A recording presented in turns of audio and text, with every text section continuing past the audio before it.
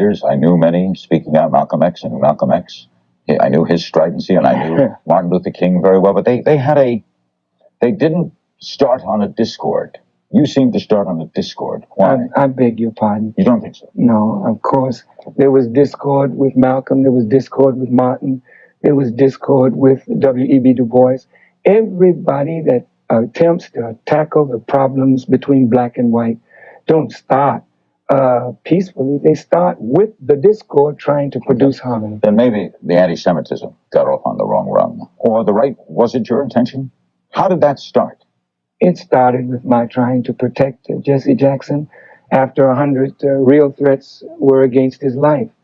And I decided I wanted to dialogue with Jews because I felt that Jews, through the Anti-Defamation League, were sending certain information to the media negative about Reverend Jackson, and it could have created an atmosphere into which the brother could have been assassinated. I did not want to see another Martin Luther King, and so I stood up and asked for the dialogue. And as a result of that, I was called a black Hitler. I took umbrage at that remark, and then the roller coaster ride began. And once on, keeps rolling, or kept rolling. We hope that the Jews of goodwill, as some of them have been sitting down with us, we will sit down with them and continue the process of dialogue. As a minister of the faith, you would love all people, would you not? As a minister of faith, you would love to love all people.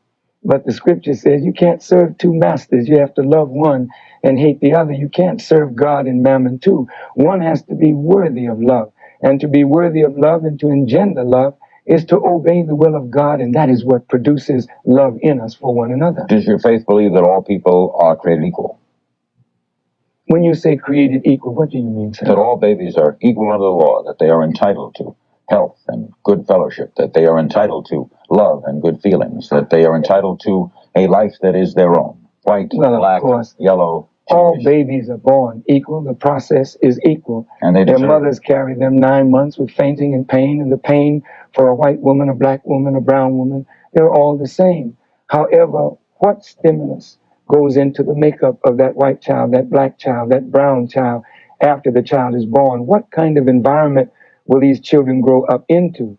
And according to what we are hearing and reading, the black child is put into an environment that sentences the black child to a ghetto life.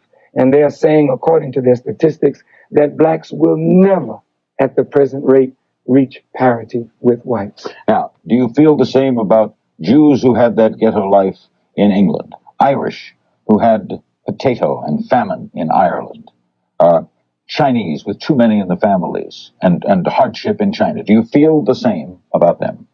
They used a certain law and principle to lift themselves from their condition, and we applaud that. We can't say that the Jews are suffering in America, not in Mexico, not in England, not in France. Nowhere where Jews are today, except in Russia, do we find Jews suffering. But black folk in America, blacks in the Caribbean, blacks in Africa are suffering. And we need to understand the principles that others have used and use those same principles to get ourselves up out of this condition. Why should there be any discord between Jews and blacks, since both have seen prejudice face up through a lot of their lives, and they've always been intersupportive of each other? Jews were major supporters of the civil rights movement. As long as our interests converged, blacks and Jews always have worked together. Always. But when the interests of blacks and Jews were diametrically opposed, Jews followed their self-interest. Example. And of course, in the Baki decision, you know, Jews did not follow the thinking of blacks in the Baki decision. Many Jews supported that. Well, support? You mean affirmative action? The quotas. Jews have always fought against quotas. Blacks wanted quotas.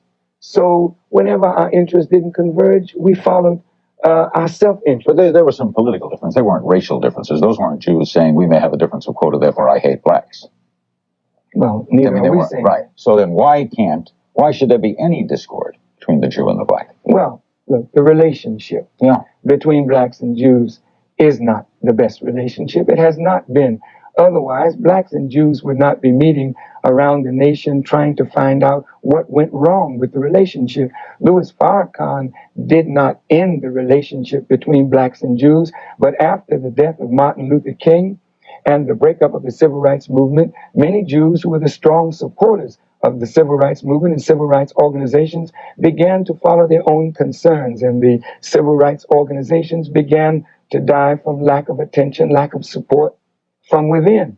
And so after Farrakhan began to speak and we got into the black Jewish controversy, then the Jews began to come back to blacks to sit down and dialogue to say, You think you've inspired a reunity? I think we've inspired a dialogue, and that is good.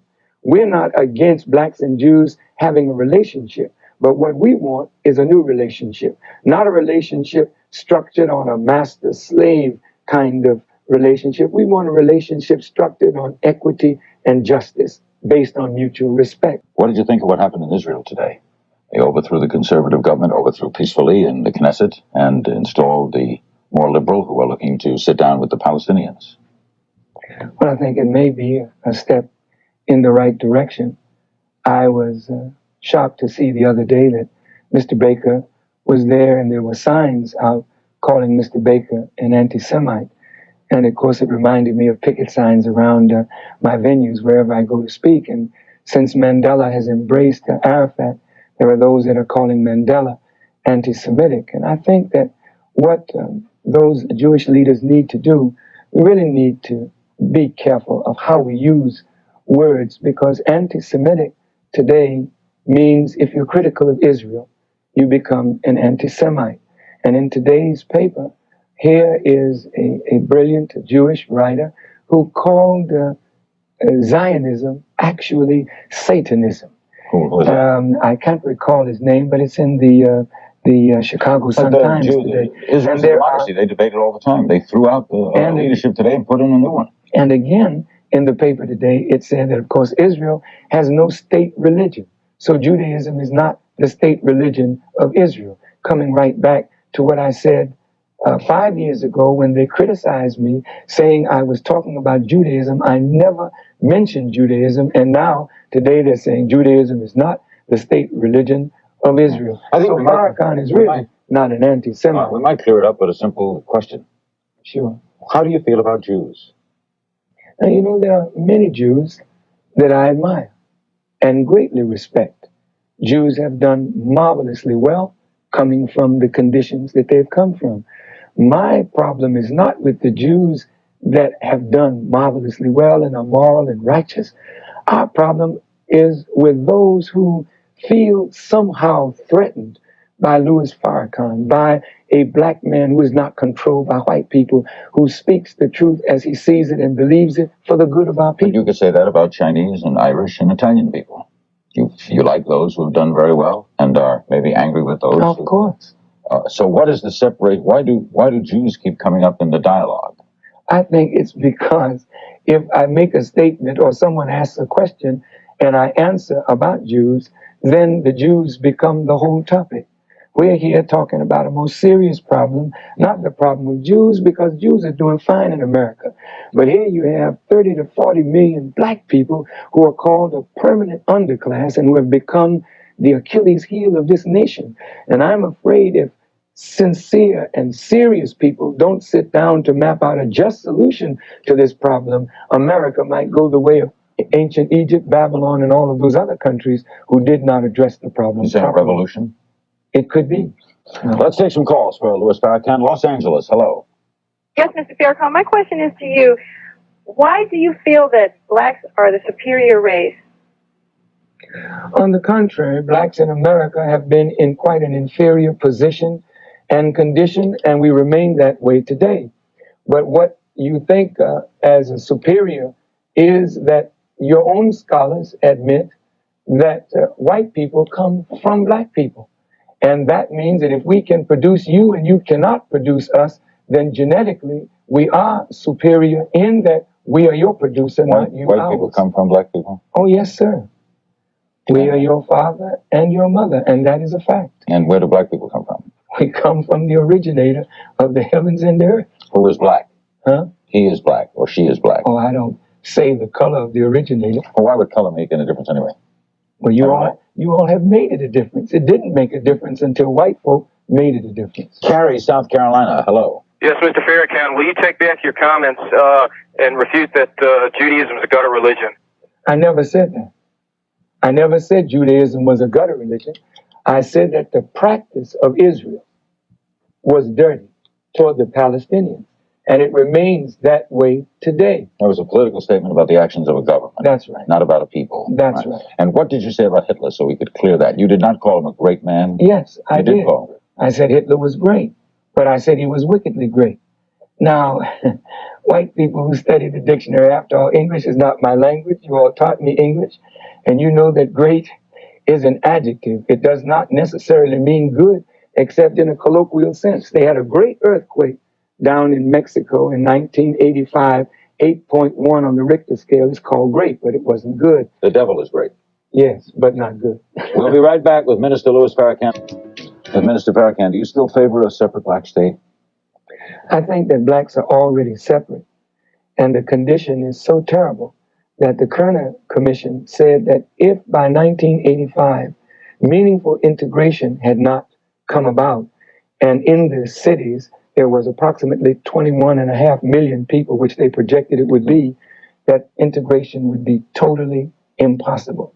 And now what the Kerner Commission predicted has come to pass. There are over 21 million blacks in the ghettos. We are poorer, sicker, dying, and destroyed with drugs and crime. So there are only two alternatives. How is America going to deal with blacks since we can't now be integrated? Either we are separated or annihilated.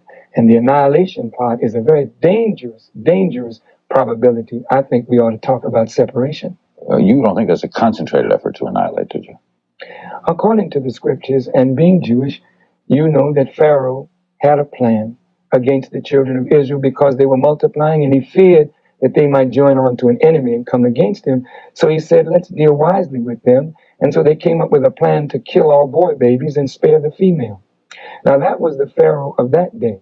And what we're looking at in America today is the destruction of the black male, the sparing of the female, but the destruction of the black male. Who's the Pharaoh? I think Mr. Bush is sitting in that seat. You think Bush is today's Pharaoh? Oh, yes. By design? What do you mean by design? As that Pharaoh did it. He was voted into office. He's sitting in that seat. Charlotte, North Carolina, hello. Yes, sir. It's apparent, I think, that the drug problem is becoming more of a black problem. And I assume you feel that white people are to blame for this. Shouldn't you in fact be blaming the black and brown people all over the world who are growing drugs and exporting them to this country? Aren't they the ones who are really to blame and not white people for the problem of black people and their incredible dependence and violence concerning drugs? Thank you for your question. If you study the history, sir, the Dutch East India Company raised the poppies in India, and the Americans and others helped to transport those drugs into China in the Opium Wars. America has been using drugs for a long, long time as a political weapon. And in the black community, drugs has always been used in our community. And we don't bring the drugs in. We don't manufacture the drugs. We don't grow the drugs.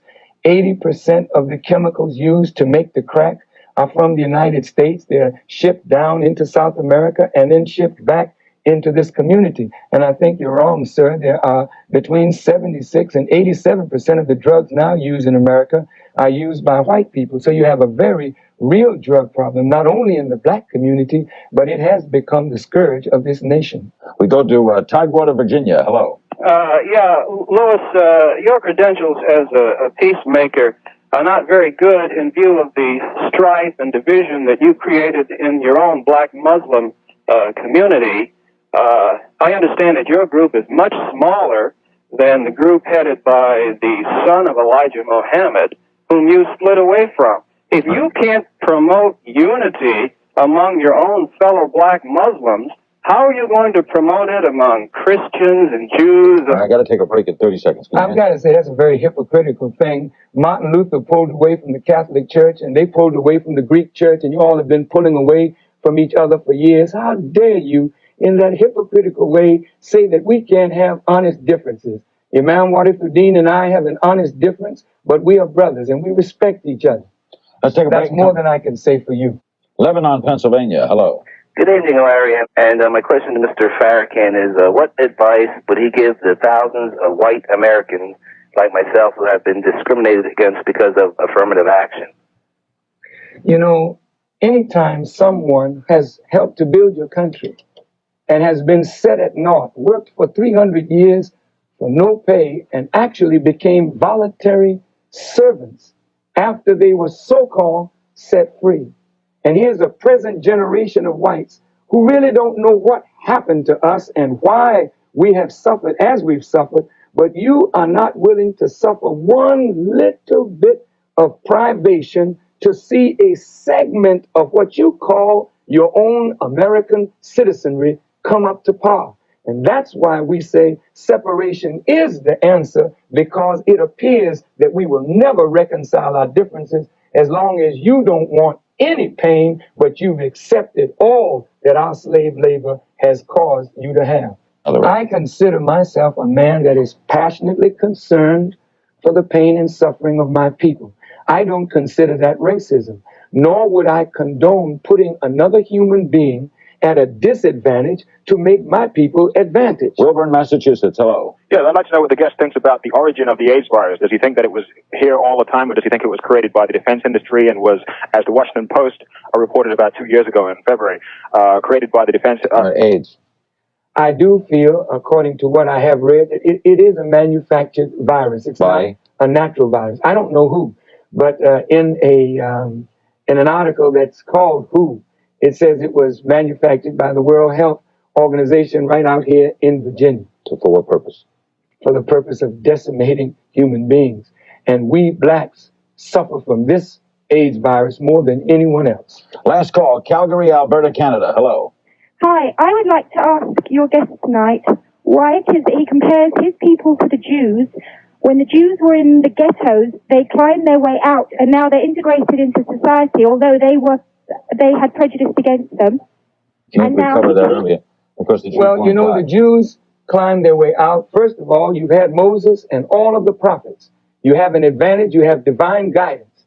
You're looking at a people who were stripped of everything of our own that ties us to our own kith and kin in Africa. And then for 300 years, we're denied the human right to know, to read, to write, to learn. And 100 years ago, you let us go and we became Christians and you educated us, but you never allowed us to get the knowledge of ourselves where we could do for ourselves what the Jews did for themselves. And now that I'm here as a student of the Honorable Elijah Muhammad to give that kind of knowledge, you paint me as everything evil. Why? Because you're afraid that black folk will come together and do for themselves what you have done for yours, and you might lose a slave. The informative information presented in this video is motivational and is positively aimed at inspiring, educating and entertaining the viewers with the cutting edge of critical reasoning. If you enjoy the contents on the Black Radar YouTube channel, please consider subscribing to show your support.